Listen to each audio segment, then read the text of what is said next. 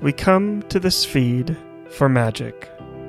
We come to the Real Lovers podcast to laugh, to cry, to converse. Because we need that. All of us. That indescribable feeling we get when the music begins to fade. And we go somewhere we've never been before. Somehow, heartbreak feels good in a place like this. Our hosts feel like the best of all of us, and discussions feel perfect and powerful. Because here, they are the Real Lovers Podcast.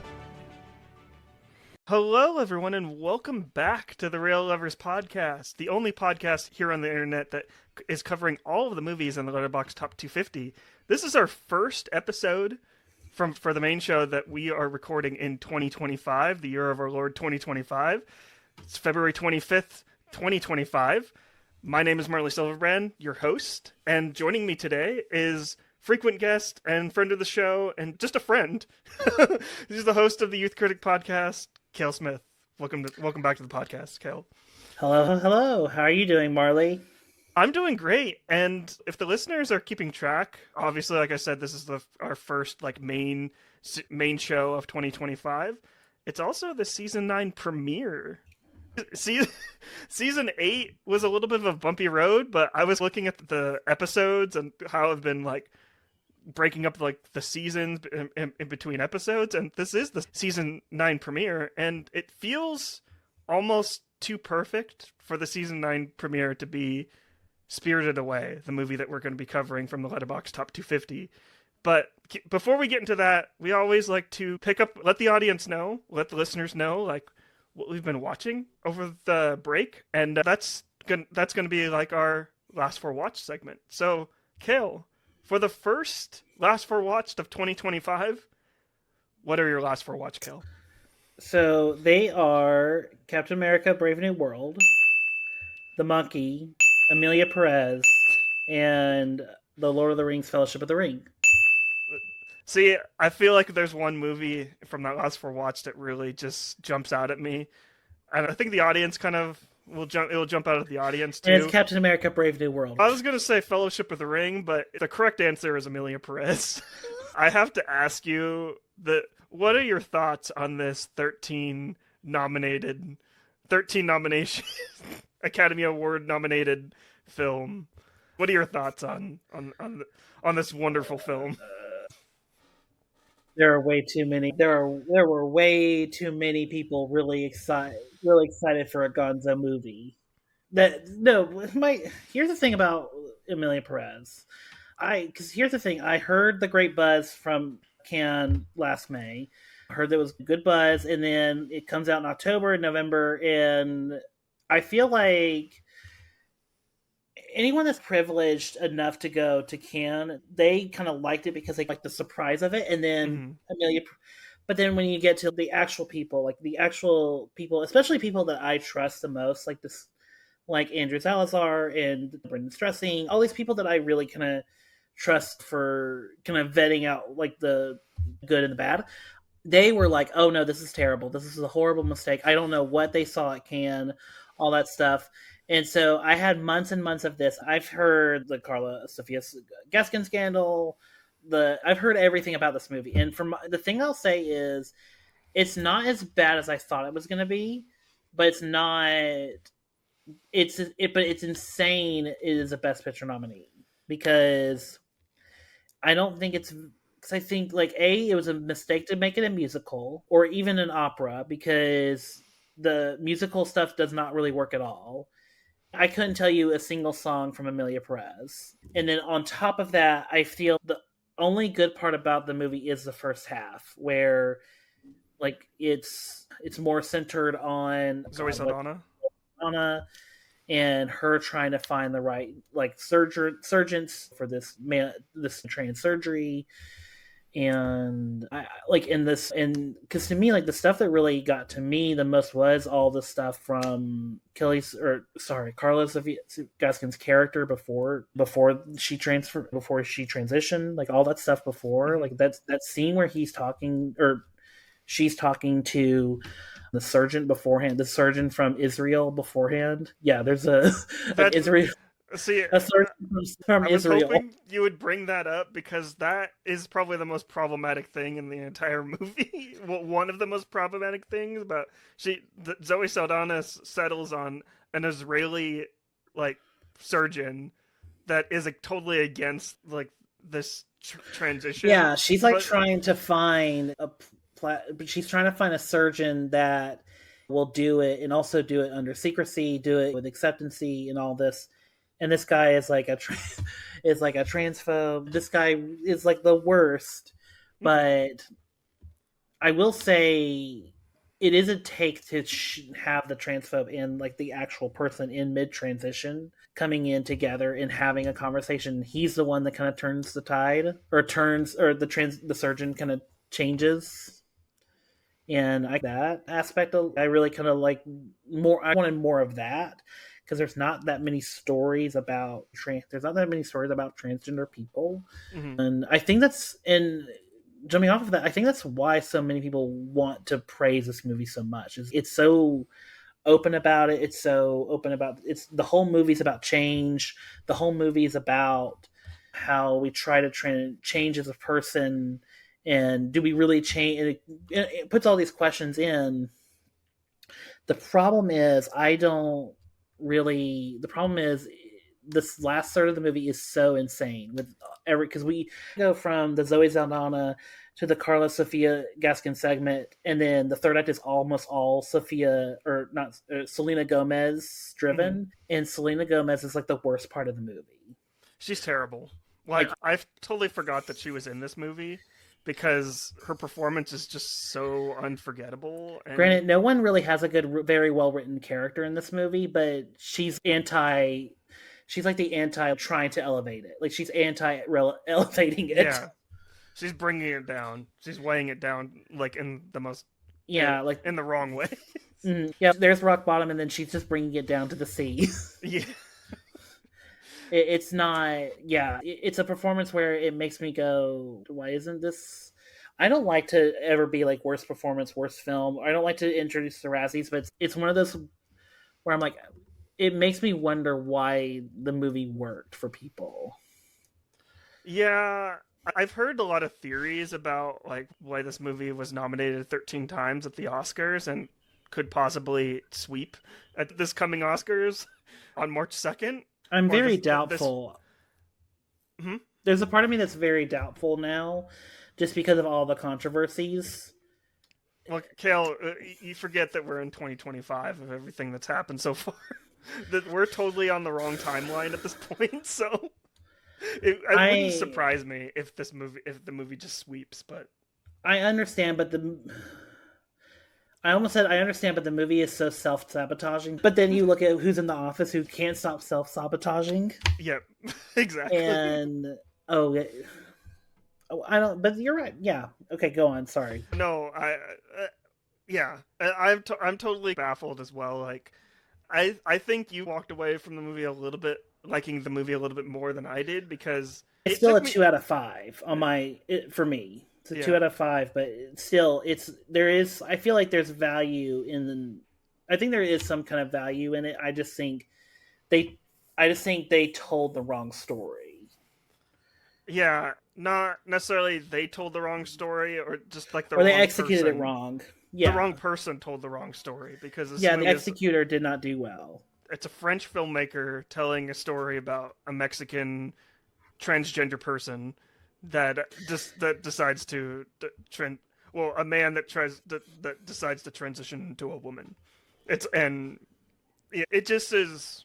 We talk about like representation like a lot here on the Real Lovers podcast. The type of stuff that we don't necessarily need, like in the industry. Like we need people from actual like Mexican descent or people with the stories that are actually about behind the camera or writing, telling like these stories. Not necessarily saying that like this filmmaker that made Amelia Perez was doing it from any ill content, but this is just not like their forte, if that makes any sense. Yeah, and I admire the mess. I can see the big swings, and they did hire a trans woman to play a trans woman. That's Hmm. a good thing. But the problem is, I was just very much, oh my god. By the third act, I was just like, this is like a soap opera at this point. This is so haphazardly written. Yeah, and a lot of people are saying like Zoe Saldana is like the best thing about this movie. I She's didn't. fine, but her character is so passive. Like, she Yeah, has and very little agency. her character's so poorly written too, and she's doing like her best because it's Zoe Saldana because she's really great. She's But Mother. yeah, she can only do so much. She can only do so much. I don't know about you. Did you watch this in one sitting? Because I know for me, it took me at least two sittings to get through. No, it was a one sitting adventure for me because I was like, I wanted, because I've seen all the other Best Picture nominees, but this was my last one that I hadn't seen. So I literally was just like, I'm going to go ahead and watch it this Friday, take care of it. And I actually even, so Regal does those. I'm sure your Regal does it in Sacramento. Regal does like all these. You can see for $5 like any of the Best Picture nominees at certain times of the day. Not this, not my Regals. Cinemark allowed you to. I think it was like $50, and you basically got into all the Best Picture nominees or Okay. everything that was nominated. And then my local independent theater was doing all the live action shorts, and then the the animated shorts as well.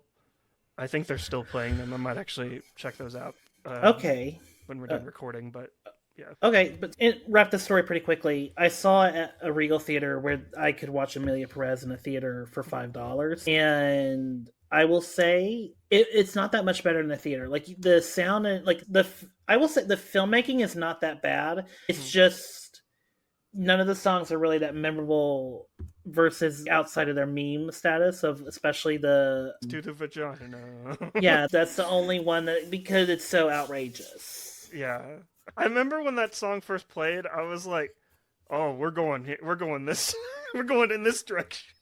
It came out of nowhere. It's like the movie was like very had like this one tone, and then that song comes in, and you're just like, "Okay." It slapped me in the face with it, and literally, it's yeah. But sorry, what? No, you're good. But yeah, Amelia Perez, another movie that kind of perked my ears up a little bit that you saw, The Mm-hmm. Monkey. Yes, this is probably my second favorite movie. I know the year is still young, Mm-hmm. but this and Companion are like my favorite movies of the year. Like this was so much fun, so gory, so outrageous, and even more. I feel like I'm glad that Theo James is having a little actor renaissance a little bit because he's in those Divergent movies and he's nothing in those movies.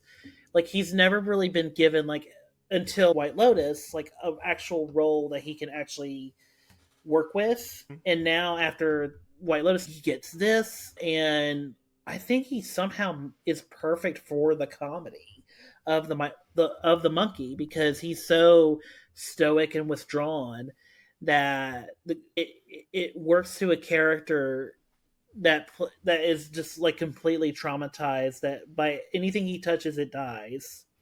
So like I don't know, it's just like his performance in the monkey works so well, and then of course he plays himself, his twin, in that movie, and that also really works. I don't know, I love the monkey so much. It's so gruesome, it's so bloody, and I love and it's been a while that there's been a horror movie that's just been like we're gonna swing for the fences of just we're gonna be horrifying, we're gonna be gory, we're gonna doesn't because like for example, can we spoil the pool scene?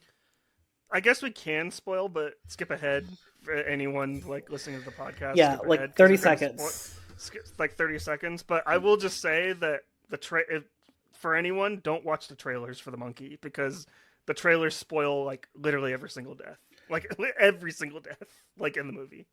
I would say It's at just least watch one TV spot because if you're coming from Long Legs and you're going to the monkey like just cold turkey, it's like a tonal whiplash. So I would at least watch the TV and that was my spot. experience. That was my experience. Yeah, because that's the thing. Like I'm noticing, like talking to people, like the people that love Long Legs don't like the monkey, but Hmm. but I was soft on Long Legs just because the third act doesn't quite work for me. But here, I feel like Osgood Perkins found a good third act for this movie, if that makes any sense. Yeah, I really liked this movie a lot. I really thought it. What'd you think? I saw this movie about a couple weeks ago, like at an early screening at an Alamo Draft House, and I had that same experience where I went in expecting Longlegs because Longlegs is one of my favorite movies from last year. So I'm like, okay, Osgood Perkins, I like the tone that he's going with. So that, just like what you said, if you go in expecting the tone of Longlegs, you're going to be in for this tonal whiplash, and that's exactly what I got. Even like the first shot of this of the monkey is not what I was expecting. It's absolutely insane. So I definitely want to see this movie again with like new eyes, because there's a lot of stuff that I did like. I did like how gruesome it was, but in a way, I thought like even the gruesome violence, for me, it felt like they didn't really serve a purpose. They're just there, and it's just like it's just Osgood Perkins just wanting to kill people in like gruesome ways. It didn't really move the story along at all, unlike a Final Destination. Like Final Destination, like the death scenes are grounded to the world and how horrifying it is for these characters, and how that horrifying nature like mirrors like the audience. You see what I'm saying?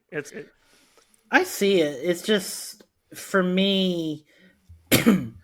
I love the the matter of fact humor of the movie, in that every death is displayed as it's horrifying, but it's also just gotta clean this mess up again. It's like it's treated like someone just spilled a gallon of milk on the floor, and now the parent has to pick it up. Like that's the kind of energy that's the kind of comedic the value that the monkey is bringing. Plus, I actually like the monkey itself as a like a prop. prop. Yeah. It looks so good, and its usage. I love the monkey is just it just chooses the most random of people and the most random of things. I don't know. I can definitely see your point, but I'm also very much to me the larger point of the movie that Oscar Perkins. It's in the tagline of the movie is "Death sucks" or it effing blows. So and that's kind of like the style, the humor, and the theme that he's going for is that it sucks, but you just got to go on. It's just it's a fact of life. Yeah. But yeah, and also Osgood Perkins, because if you read more about him as a person, you get the sense that now with Longlegs and this movie and possibly Keeper, his next movie, he's like really diving more introspectively into what he experiences in his inner family, being the son of a massive movie star, especially a movie star that was queer. So he's unpacking a lot of the things that, and not in a very like Fableman's contextual way, but just very, you just have to be kind of like paying attention in the very, very deep of subtext. Yeah, but yeah, I like the monkey. I will say it was very interesting, like at my screening, because Osgood Perkins was actually there, and there was like a live Q&A, and it was really interesting for hearing him talk about like independent cinema and just like what it was like making like the monkey, because like they basically shot it like after Longlegs, and they're like, oh, we need another movie to shoot in Canada. I think they shot it in Canada, I believe, and they basically used like the exact same crew, and obviously like recasted like the movie, because they didn't use like everyone from Longlegs. But it was just really interesting hearing like talk about how passionate he is for this genre. And I will say that the person doing the Q&A wasn't necessarily the greatest person for making it. That's what I don't like about those live Q&As, because it all depends on like the moderator for who's asking the questions. And yeah, but I don't know. He seems like a cool guy. I just want to say that. I'm not saying like he's like a bad filmmaker or really terrible person, but he seems like a cool guy that's trying to work shit out. But yeah. Yeah, so did y'all get the teaser for Keeper at the end, or did y'all not make it that far? We didn't get a teaser. We didn't get a teaser for Keeper. He did mention it. Like, I have something else coming down the pike. and said something like and tied in the keeper in a way, and everyone's whoa. Which good surprise. I wonder if he's going to make anything else like right after, if he's going to announce his next project after Keeper. That's cool to have a filmmaker that's going to be like every few months like release a new movie. Because I remember like when Soderbergh did that a decade ago, where he was like he's going to release a movie like every 6 to 8 months, and that was just and that was like this cool thing of just like, oh, you can do that, you can just release them, just crank them out like no one's business. So yeah, I'm intrigued. Like I'm intrigued in this filmmaker. Keeper is now shooting up to my most anticipated. Can't wait to see what else he does. So yeah, did you have any more questions about my? No, I do have questions. Brave New World. You said Brave New World in there. So I have yeah, I was about to say I have a 2-hour podcast on that. That's already out on the Youth Critic podcast. Me and friend of the show, friend of your show too, Kyle Arking was on it. Yeah, he won't come on my show. I've asked him multiple times. No, I'm just kidding. Oh, okay. No, he's slated for a few episodes, but everyone should go follow Kyle Arking. Kyle's great. Yeah, he was on my show for Brave New World, and I talk all about it. I'll even give Marley a link to the show that he can put in the description below. And then, of course, Fellowship of the Ring. I'm making a Peter Jackson podcast for From the Top, the Ultimate Filmmakers Retrospective, my other podcast. So we'll talk more about that at the end. How about that? What about your? Yeah, my last four watched. I just want to start off, since this is the last four watched for 2025. I'm really slacking on my movie watching. I've only seen about 18 films. We're in the second month of 2025, and You call that slacking? I usually make a promise to myself to watch at least one movie a day, and okay. I'm really slacking based on that. But my last four watched, I'm just gonna go in reverse order. So this is the most recent to the latest. I saw One of Them Days. This is the new Keke Palmer SZA movie about getting rent on the first of the month, which seems a little bit topical now, a little bit too topical. But this is a really fun movie. This is what reminds me of harkens back to the day of Friday, where it's about just these two characters interacting and having a good time. And I didn't know SZA could act. I knew she was a great singer, but SZA, I want to see her in more stuff, especially comedies. Keke Palmer already knew, she's mother or sister at this point. But I don't know. One of Them Days is, real funny. It's got a lot of, comedic energy and very frenetic energy as well. And I just want to hang out with these characters. I think they're, a blast to hang out with. But, yeah. I just think it's real fun. Everyone should go check it out. It's still in theaters, I believe. It's One of Them Days. And then I saw Paddington in Peru, the third Paddington film.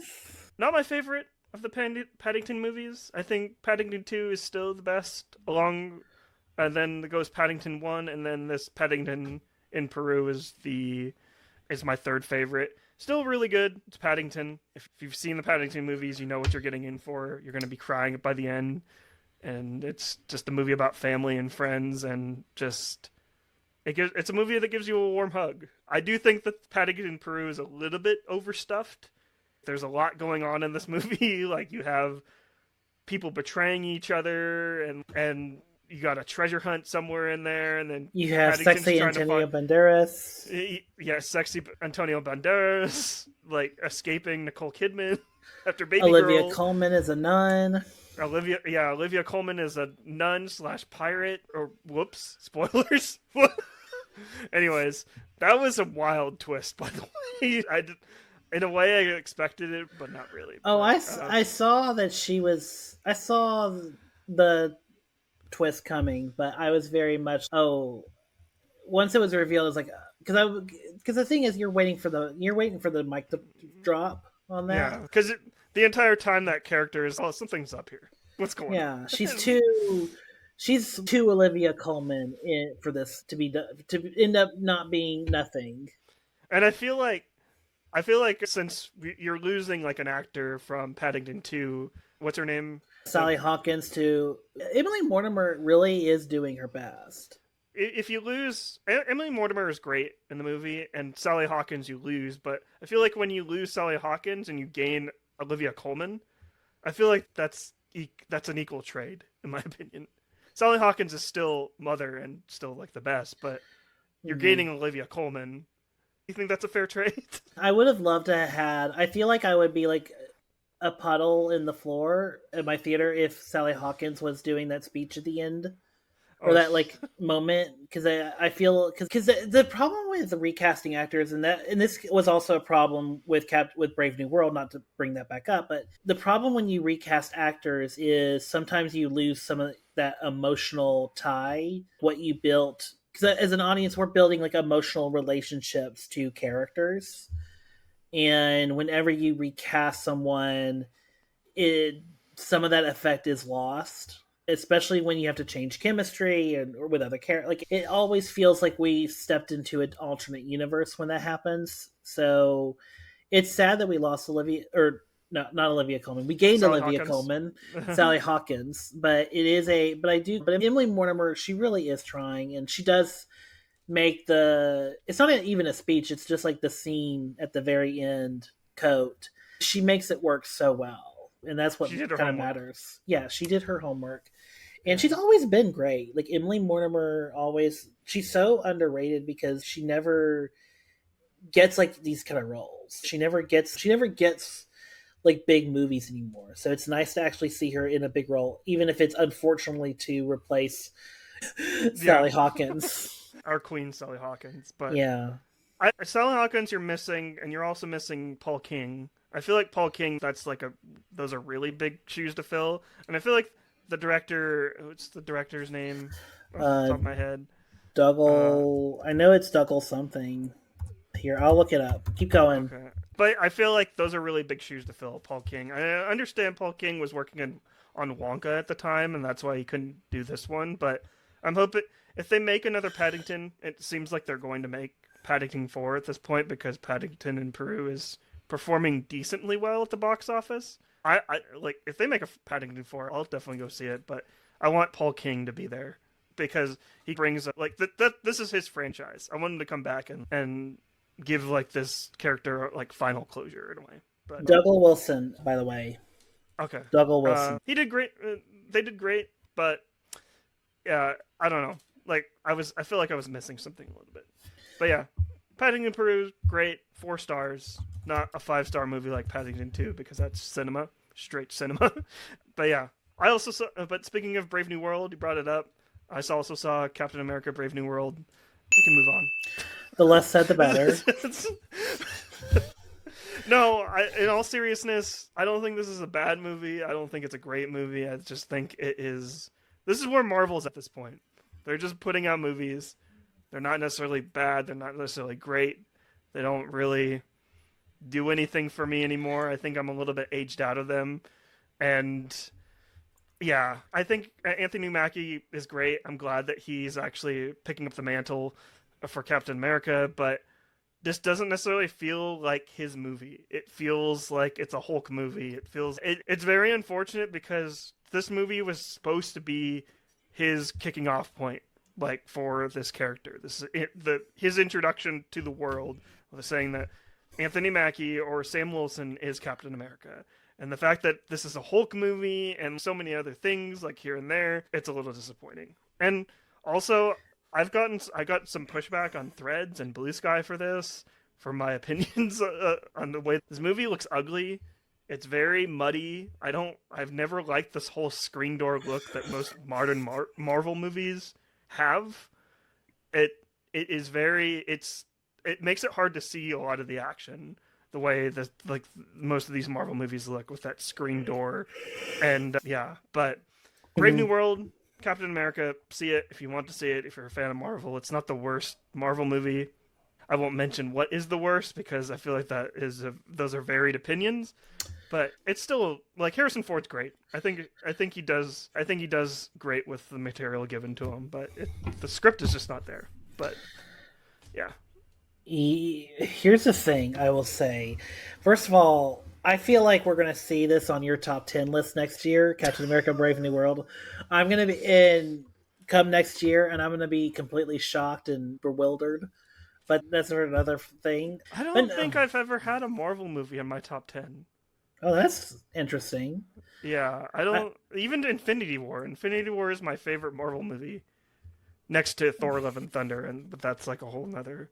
I've had literal fights with people about that movie, so oh the my, movie is not as bad as people say it is. People are just like, "Oh, Taika Waititi, he's too jokey." I'm like, that's literally his entire career. That's when you hire Taika Waititi, this is what you get. And I don't have a problem with Thor being jokey, but anyways, that's a whole nother podcast. but yeah, no, Brave New World. It's okay. I just don't care. It makes me more frustrated because of what you just said. It should be Captain America's story or Sam's story, but everything is Hulk related or Hulk adjacent, and it feels weird to have Captain America solve like a white person's problem, the problems from another from someone else rather than like his own or face his own adversaries. But what do I know? But what on earth do I know? So Yeah, what on earth do I know? Because I don't know shit apparently. But yeah. but yeah, Brave New World 2.5 out of 5. That's that's just for me. Marvel isn't for me anymore. Even though Fantastic Four looks really great. Fantastic Four First Steps looks really great, along with what's that Suicide Squad movie, Suicide Squad Oh, Marvel. Thunderbolts. Yeah, Thunderbolts looks interesting, and that asterisk at the end of Thunderbolts, I have questions about that too. And then the last movie that I saw was Love Hurts, the new Ke Huy Quan leading man, first leading man movie, where he plays Marvin Gable as a real estate agent, and he is somehow a martial artist. and this movie's a mess. I just want to. I've seen. I think it's been about 3 weeks since I've seen this movie, and I mainly just saw it. I saw the early reviews, and everyone was hating on it. But I will see anything Ke Huy Quan will put out, and I will say this movie is a mess, but I'm really happy that Ke Huy Quan is just making messy movies again.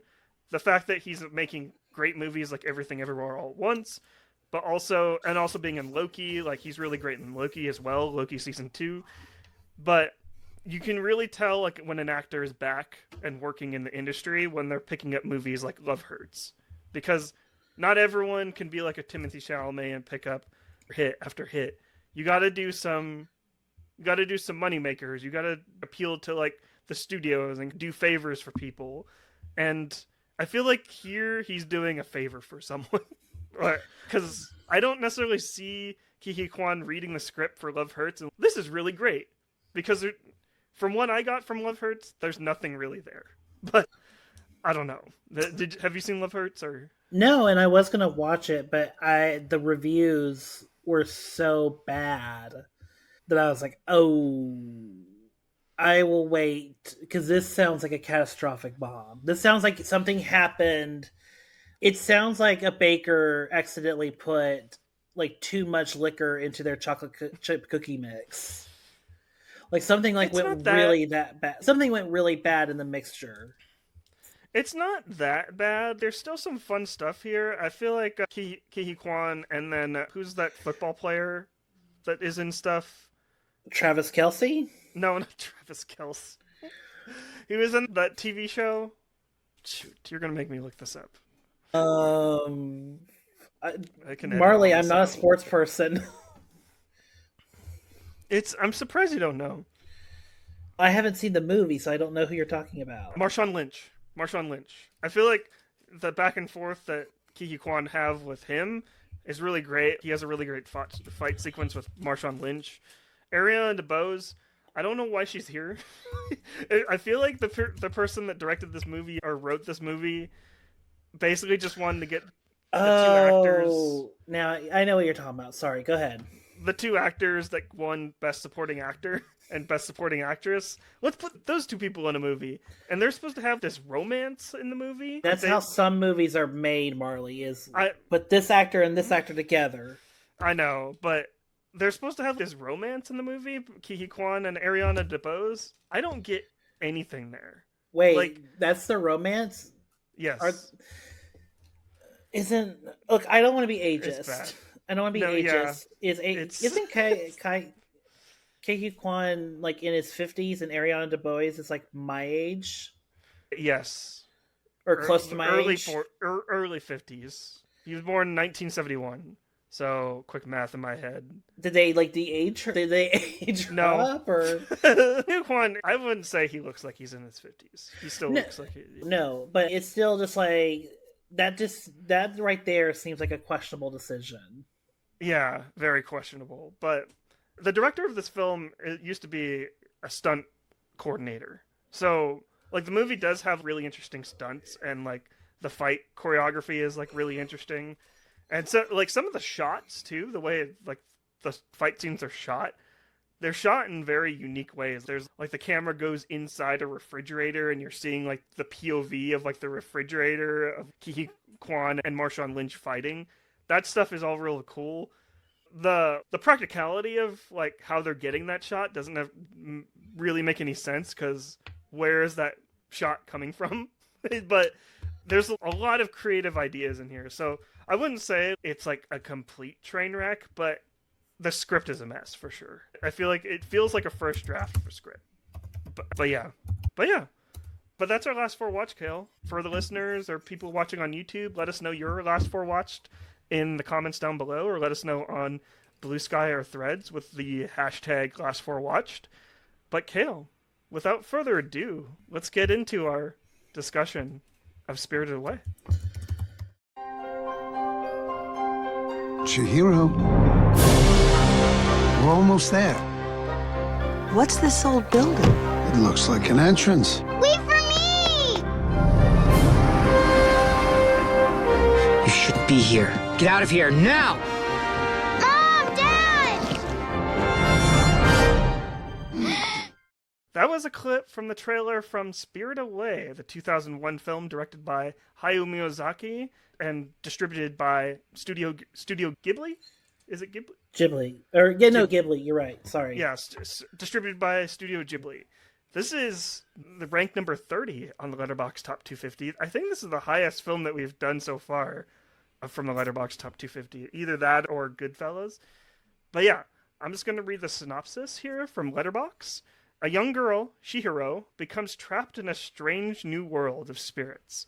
When her parents undergo a mysterious transformation, she must call upon the courage she never knew she had to free her family. Kale, this is a movie that I originally watched with my mom, back in the day. She was the one that really introduced me to it, and I remember we got it from the library, and I didn't really know who Miyazaki was at first, and when my mom put it on, I honestly didn't know what was going on. And watching it today, I think this movie is like absolutely brilliant. But we'll get more into like my initial reactions. But I'll let you go first, like with your reactions and your kind of like your first experience with this movie. But what do you think of Spirited Away, Kale? It's basically baby's first capitalism. Baby meets capitalism. Also, you played the English dub trailer. I didn't watch the English dub. I watched the subtitled version.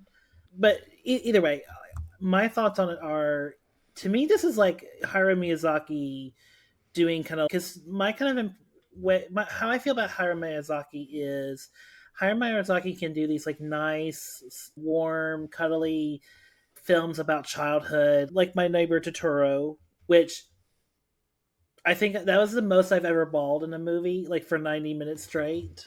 Because that movie is, even though it's different culture, different everything, different land, and there's something about My Neighbor Totoro that just opened a nostalgia brain and a nostalgia memory that I didn't even know exist. So going from that and then to this, it's, so this is like his Roald Dahl movie where it's the kid, there's no parents to lean on. The kid has to do everything on their own. They're being cruelly punished. They're learning a lesson along the way about the world. It's a very kind of mean-spirited worldview. But along the way, she grows and matures, because the way we kind of see Chihiro through this movie is we start with her kind of being like... Chihiro. Oh, is it Okay. Yeah. Every time I read... Just think Chihiro. Chihiro. Yeah, Okay, because every time I read she's the a hero. subtitle, it was Chihiro. Chihiro. So anyway, so Chihiro, she starts out as like this young, she's naive, like she's just a girl, like she's just living her best life. She's being uprooted, unfortunately, but she's still living her best life. And then we go into this hidden tunnel, and her life is completely upside down. And it's weird, like this whole world is kind of treated like a purgatory. Like everyone that's filtered through this temple is like dead, but they're kind of like in this state of like where they can't go anywhere. Like they're, even if they make any money, they still like they can't get access to train tickets to go anywhere. Like they're Like still capitalism. so yeah, you're right, it's capitalism, but it's also treated as a purgatory state. And even worse, even if you're still, sometimes even if you're human, you are just still turned into an animal because everyone's smelly, because the humans are apparently smelly or something, or a nuisance, even though the sorcerer holds a baby up in her penthouse away. So it's like this hypocrisy. It's this hypocrisy order of she doesn't love humans, but she still cares for this giant human baby. I wouldn't necessarily say that like the human like it's just humans that were smelly because I always thought like these people that were trapped in like this purgatory or this dreamlike world like these are still humans in some way, but it's more of like the outsiders were smelly because they're these individuals were they're not used to seeing people like that, which is that really hit home for in what world that we're living in now. Like people that look different than us. So it's that person's weird. What's that person? Why is that person like dancing weird on the subway? Or why is that person like talking to themselves like in the grocery store? It's like I see that stuff like all the time, like in my job and just like walking down the street. So that really hit home, like to me, just because it's just people just being people. And Hayao Miyazaki is like doing something really profound by saying these are just how humans are. Humans are generally pretty awful, and here you have Chihiro is just like this. It's just this innocent little girl that is. I will say that she is. I will agree with you that she's living her best life, but I will say that she's also frightened by everything. It's a very interesting progression like that she has. Like when she first goes through like the tunnel like with her mom and dad, like her mom and dad are the ones that are like being adventurous and come on Chihiro, this is It's almost like they're being transled into this, yeah, in this weird way, because they just and find this tunnel. Chihiro is just I don't know, this is a really dark scary tunnel, being most logical like for a 10-year-old child. Yeah, it's just like a weird thing in the woods, like just like where shrubs and everything's covering it. Yeah, let's just go exploring. We were just trying to get to our house we're moving into. Yeah, the beginning of this movie is very much like Lee Winnell's The Wolfman. Because it's just like a family going out to this new house like in the woods, and the dad takes a wrong turn and then the car breaks down and the parents get transformed into these like monster horrifying animal-like pigs. figures. No, and it's even worse here because the car doesn't even break down. They're just like, oh, look at this new place. Let's enter into the space and invade it. Yeah, and just go into it. And it's like these parents have no common sense of respect or integrity. They're just like these invaders coming in, and every step they just get more and more like ballsy and more just like more privileged, more ballsy, more selfish, to the point where when they see the freshly cooked food that was meant for like the other spirits in this purgatory, they just start eating it. And then they just, what's the harm? We'll pay for it. We have cash and credit cards. What's the harm? And because Shiro, she's just like, why are you just eating like this? So it's like she's like she's not the one under the trance, like she's the one understanding what's going on. And then of course when it becomes nighttime and she starts to realize, oh, she's trapped, she's fallen into this trap, her parents are falling into this trap where they're like turning into pigs as they eat, which that is nightmare fuel. Like even for me at 30 years old, like that's like the golden corral from hell. Just like you're enticed by all this incredible food. It's free, and you just turn into a pig as you eat it. And I know Studio Ghibli is really, and Hayao Miyazaki is like really famous for making food look delicious. I feel like Spirited Away is the exception here, where like when the parents are eating, this was probably the most disgusting thing that I've ever seen in a Studio Ghibli film. Well, it almost rivaled Dennis Quaid's performance in The Substance, eating the shrimp. I love how you see like both parents and they're eating, like just ripping into this chicken or whatever they're eating. Just eating a whole chicken, like this golden hen. And just the sound effects too, and then you see the sweat on their faces because oh my god, this is so good. It's really good animation, and just it really sets the tone of who these people actually are. Like they just want to gorge. They just want everything about this system, everything that they're experiencing right now, because it's this is so good. Not actually realizing who this food actually belongs to, while Chihiro is like, this is like, too convenient. Yeah, this is too convenient. I wanted like the camera to pan a little bit, and as the parents are like eating like all this food, the camera pans and it's just like a couple just check please, or that's our food. We just stepped out. We went to the restroom, and our food got to our table. And they're like, oh, I'm sorry. And they're just eating and they finish up. But yeah. No, they just still eat. They're just like, oh, too bad. We'll give you cash. And then that's when the witch just snaps her fingers. And yeah. The witch was like, nope, this is not going to work for me. Also, like so we run it. So I'm already forgetting, who's the male character of the movie again? Haku. Yeah. When we meet Haku on the bridge, I love immediately. It's just from the moment we meet Haku, the whole world is changing. Everything goes dark like in seconds. I just love like all from that to the bathhouse to the spider guy, which again, Maji. Yeah. Again, nightmare fuel. Like, oh my god, like this sorcerer is just turning every human that comes across this just into their own creature. And then we run into another just human girl or human woman. Yeah. And it's, thank God, not everyone gets turned into the horror nightmare fuel creature. Just to talk a little bit about Kamaji, the boiler room guy. Like watching this rewatching like this film with enhanced knowledge of like film and just like the world.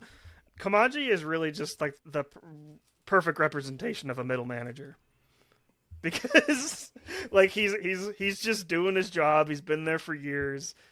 He takes orders from the top, but he also kind of likes the people that work below him, like the soot sprites, which a little racist. The little soot sprites, like why do they have to be black, and why are they like the ones that are like in charge of like that basically run everything, and if they don't do stuff, then the whole system basically falls apart. I do love the soot sprites, like the way they look, and also just like how out of everyone pretty much in this movie, including Haku, they're the ones that kind of help out Chihiro like the most. And this is what I love most about Chihiro the character, is she's going through horrific things, especially like when night turns. She meets like this strange boy that kind of helps her along. She doesn't know what's going on. And this is what I wrote in my Letterboxd review, is that this movie's all about compassion. Even like when you're scared, you're mad about your parents getting turned into pigs, and you don't know what's going on, using compassion and being kind to others is what will push you through and get people on your side.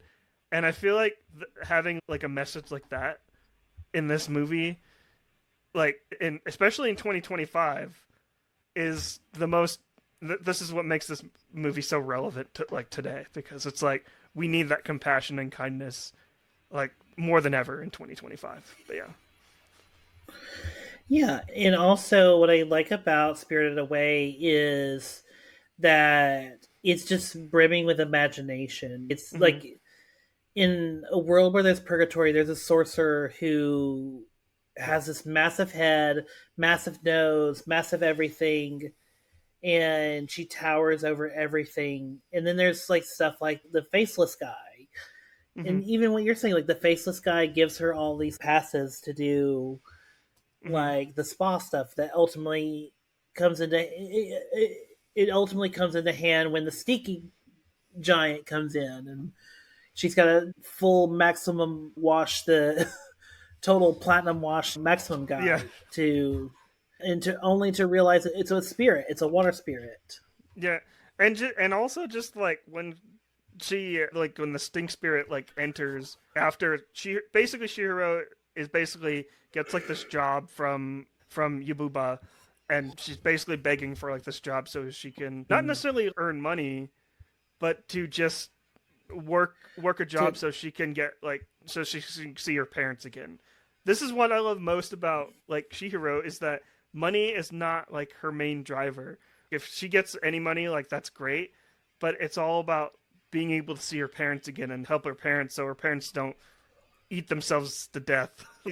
Or they're like, eaten to death. Yeah, like getting that's what I love. Like when she sees her parents like as pigs, like when Haku take them back to the pig pen, and Haku says, "Oh, you need to remember who your parents are because they become unrecognizable." And Chihiro basically just screams, "Stop eating, or they're gonna eat you because you're gonna get fatter." And I just like her reaction there. It's really fun, but funny. And also I love how the sorcerer is it Yahaba? Yubaba, Um, Yubaba. Yubaba, Yubaba, Yeah. Yubaba. Like she takes a pieces of like her name or of everyone's name, and that's how she controls everyone. Because if you can't remember your name, you're never going to be free from the shackles of her purgatory.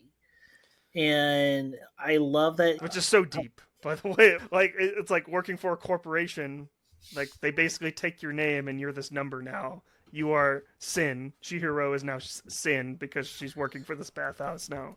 Much like when you like you said, like when you work for any job now, you are the whatever this number is. You are employee number 217069. And it's dehumanizing. It's dehumanizing. It really shows like the how dehumanizing like these cultures are. But yeah, And how dehumanizing this one place is, this bathhouse slash restaurant slash spa slash, or I guess the spa and the bathhouse are the same, but still, yeah. it's just like this. It's a resort too. Like that's what this is so sinister, is that we find out like it's a resort for all these spirits, and then and then everybody else there is being taken advantage of, and they're all at the mercy. They see the one guy that's faceless, and they see like him just have a little like just little bits of gold, and they're like eager to make any money because they want what the gold will give them, which we don't necessarily know what that is yet. We don't know if it will mean monetary benefit. We don't know if it's freedom, if it's vacation or time away or to run away. We don't know anything but we just know that the gold means so much and that everyone's so desperate to have it. But the problem is they keep feeding the problem of the gold or to the non-face person, and then to the point where it starts eating the customers. Which if that's not like what capitalism is, I'll take the gold, but like capitalism will just keep eating away at you the more gold that you take. It's such it. I didn't even think of that, and it's funny that I remember you sent me a DM like when I told you like you were the one that picked this movie because the last few movies that you've been on for it's been really dark and grim movies about capitalism and death and it's real funny the one that you picked. It's a movie about capitalism. To be fair to myself, I haven't seen this movie. This is my first watch of this movie. Oh, really? Yeah. I've seen other Hayao Miyazaki, and I've always wanted to see Spirited Away because it is, so many people claim like this is his like masterpiece. And I really do love it, but the thing is, I feel like I have I love Princess Mononoke like a little bit more than this. I think Princess Mononoke is so epic and large scale, and it's about environment, and it's about the consequences of environmental damage, and I feel like that one's a little bit more. And but then again, I like the world of Spirited Away. Like, even though this resort is nightmare fuel, it's awful, but with composer Joe, hold on, I want to look at this so I don't mess up. Joe Hiyashi, the composer of this movie, like, when you have his music and you have this beautiful animation, because anime, what I love about anime, especially from Studio Ghibli, is not only is it very painterly, it feels so tranquil. Like, even when there's nightmare fuel, it's still very, it's very rarely like unrelaxing. Like, you can almost watch like a lot of Miyazaki. Hayao Miyazaki movies and watch them to go to bed to, or just listen to their movie, like it, and just have the imagery just kind of sweep you away, like warm you up in a blanket, even if the subject matter is like frightening and horrifying.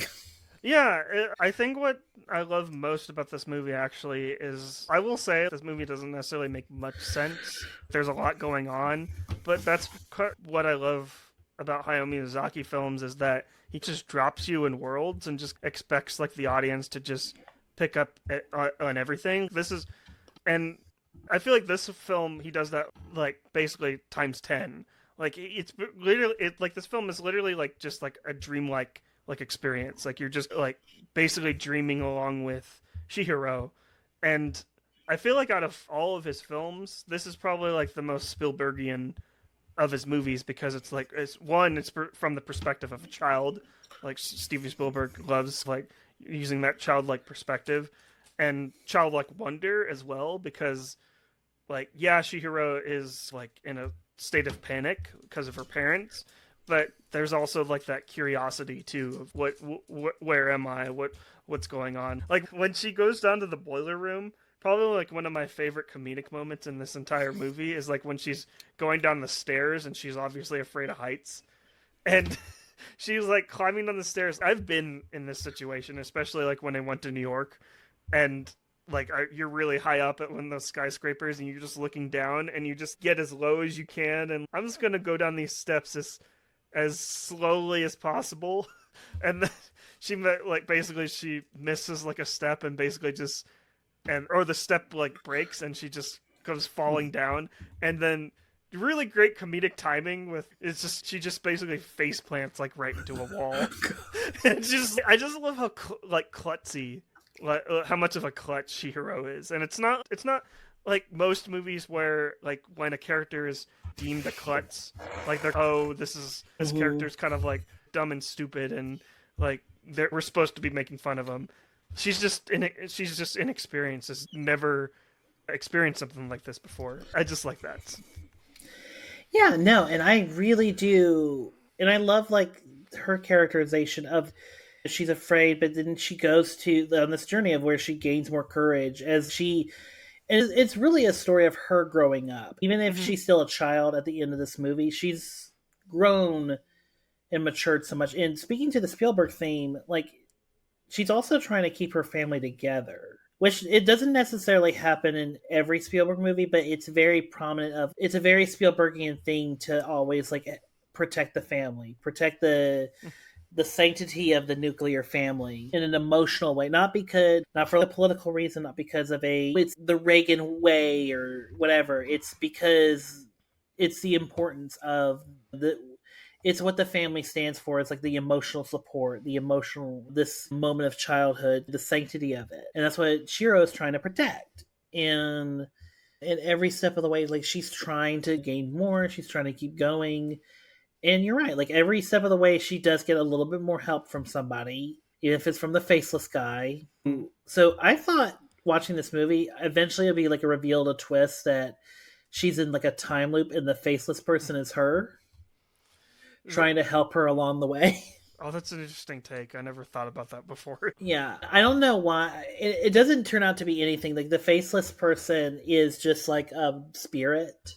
That's all it is. Like, just a lonely person, just just wanting to travel. So that was what I thought of it, and then I I kind of like the compassion of it, and also I love that there is like an anti-capitalism sister, just like the sister to the sorceress, who's just like, I just like to make mischief, and I like to give my sister a hard time because she's such a bitch.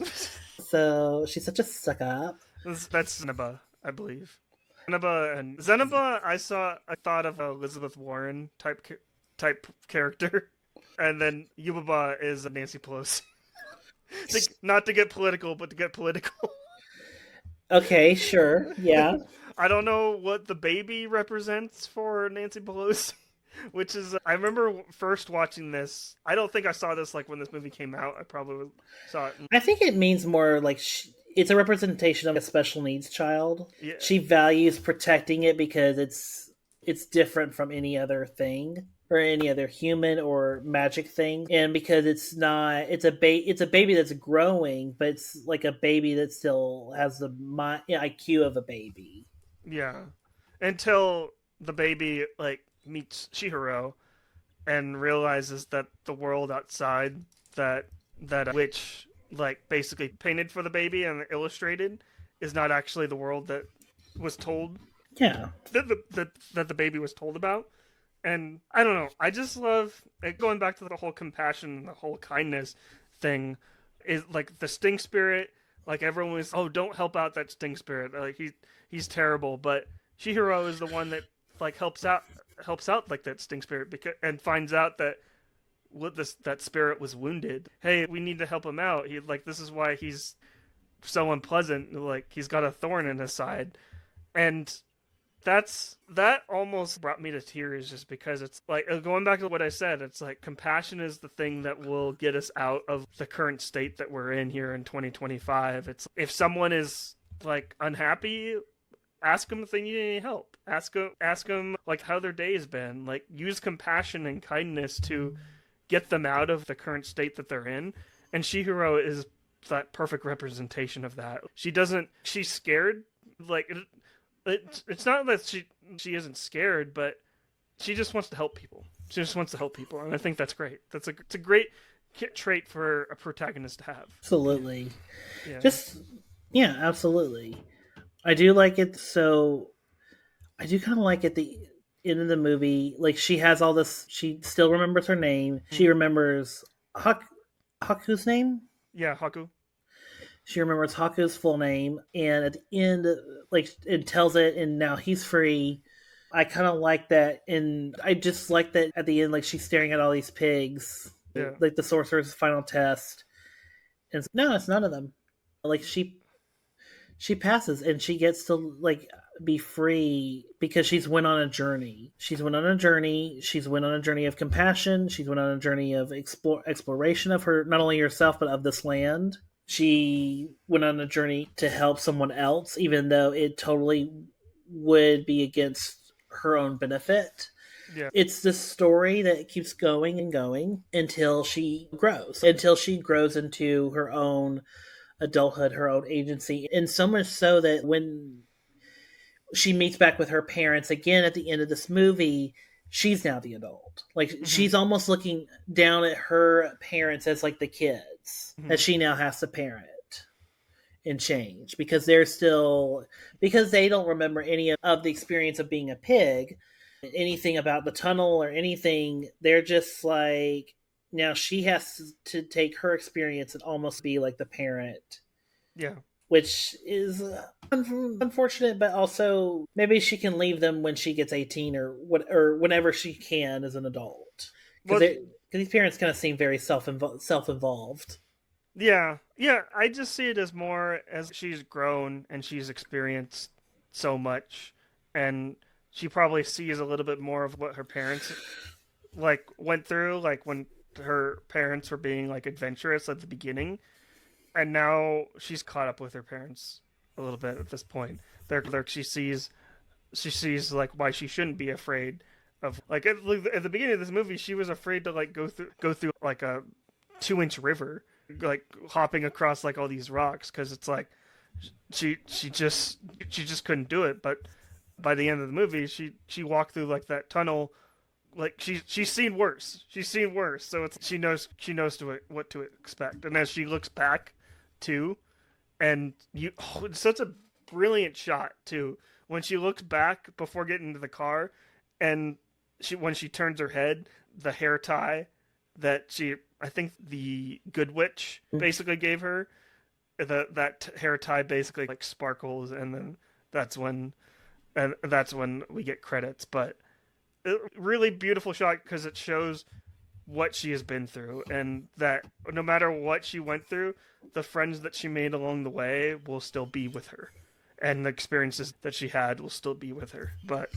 yeah, love it. What we did skip over one thing I wanted to mention about like the whole how Haku needs help, and that's another thing what I love about Chihiro is that Haku has helped her all along the way. Haku helped her like find her parents too, and when she sees that he's hurt, and he's hurt, he's bleeding all over her room too, like, Haku, really? Did you really have to just fly into her room and just bleed everywhere? But Chihiro is just like, oh my god, you're hurt. And she runs after him, and because she knows that the person that's been helping her needs her help because she wants to return the favor. And it's not necessarily, it's not like I'll scratch. It's not necessarily you scratch my back, I'll scratch yours, because it's more of just like Haku saw that Chihiro was in pain, and she saw that Haku was in pain, so they just helped each other out. I just love that. I love that aspect of both of them, for sure. And then like when going back to what you were saying about like when Haku remembers it's a very horrifying scene too. Like when Haku remembers his name. I forget what his name was at like towards the end, but when he remembers his name, he basically transforms out of the dragon, and they start falling. And I'm just like, if I was Chihiro, I would be like, really? You had to remember now? You couldn't remember when we were on dry land? It's a Dijami Kuhaku Hushi. I think it was like river spirit. That's yeah, what, yeah, river spirit. That's what it means. The Kohaku river spirit. Yeah, but that's a horrifying scene, just because it's like you couldn't have waited until we're on dry land. I don't want to die now. Excited. Yeah. But hey, it all worked out and everything was fine and barely an inconvenience. Exactly. But yeah, that was Spirited Away. Do you have anything else that you want that I think we basically covered pretty much everything. But do you have any final thoughts on your first experience with Spirited Away, which I didn't know? That was like a shock to me. You pulled that one on me on the last minute. But there are some movies on the list that I like checkmark that are like first time movies, but they're iconic movies that I wanted to watch and talk about for the first time, because also it's fun. Sometimes it's fun to come on a podcast and talk about a movie you've never seen and just be like, you won't believe. And of course the host is, maybe the hosts themselves haven't even seen the movie beforehand. Sometimes it's just fun to do that. But my final thought on Spirited Away is, it is a really good story. We don't get movies nowadays that are this dark, but well-meaning. I feel like a lot of children's stories they're either emotional for the sake of heartstring pulling, and not in a manipulative way, or not always a manipulative way, but they're either deeply emotional or they're deeply happy and they're not offending whatsoever. And I feel like Spirited Away is a movie that is constantly trying to put you, the child or adult, if you're an adult, you're trying to put you on the same journey as this character. I think it matters, and I think that's why it matters today. It's a movie about compassion, but it's also a movie about growing up and understanding that that the life you had before is never going to be that way again. Because even when Chihiro goes back to her world, she's still, like I said, like she's a completely different person. So that old person that came through the tunnel, however many days or weeks or months ago that was That girl's gone. She will never. She's still in that tunnel. Like the girl that came out is a completely different person. And that's what I like. I love children's stories with like massive arcs and massive swings and great big fantasy elements. No, I'm love Spirited Away. Yeah, I love Spirited Away as well. It's been a while since I've seen it, but I've seen it like a few times, like here and there. But I feel like this watch, really opened my eyes to what this story was trying to tell. I love like how the story is like. It's a story about identity. It's a story about compassion, kindness. Like I've said, it's a story about just like getting to know people and getting to know who they truly are. And I love the dreamlike like elements here. And also, I haven't seen most of Miyazaki's like films. There's some heavy hitters. Like I haven't seen Princess Mononoke. I've seen Kiki's Delivery Service, but it seems like Miyazaki is really obsessed with these type of movies where they're like Alice in Wonderland type movies where a character doesn't have to be like a child or something, like doesn't have to be a child, but a character goes down like this rabbit hole and they discover like this new world. So I don't know if Miyazaki was a fan of Alice in Wonderland, but he did that in Boy and the Heron. Like the same, like Boy and the Heron was very similar with that. And the Spirited Away, it goes into this tunnel and finds like this other world and discovers like all these new characters and people. But I like that element for sure. I like that it like he's still holding on to that fantasy like element, but also grounding it too with these human stories. But Spirited Away is really great. 5 stars all across the board for me. I can understand why this is the highest rated movie like so far or like on this list. But yeah, 5 stars for you too, Kale. Oh yeah, definitely. Yeah. Actually, no. So it's a 4.5 on my right now. It's a 4.5 on my Boo. Letterboxd. Just kidding. Boo, major boos. No, and what I will say, so I think this wasn't the first animated movie to win an Academy Award for Best Animated Feature. Yeah. Or was that Shrek? No, this is 2001, so it would be 2002. I think Shrek would be after. I think. Here, but either way, still massive achievement, nice, well done. Yeah, no, yes, it's the first non-English language animated film to win the Academy Award For Best Animated Feature? It's not the first movie to win animated feature. It's the first non-English language because it won in 2003. Yeah, and you said you listened to the you didn't listen to the dub. Like, no, I did not watch the dub. I watched the subtitle version. Yeah, because I will say I watched the dub version, and Studio Ghibli has always been really good, especially ever since. I want to say that Spirited Away is the first film with the connection with Disney. I think all the films before Spirited Away, Disney didn't necessarily. I don't think they acquired them, but they most definitely, because John Lasseter actually has a credit in Spirited Away. I think he's an executive producer on it. But ever since that Disney connection, all of Studio Ghibli films always get really good English voice actors. Like James Marsden is shoot. Gotta look that up.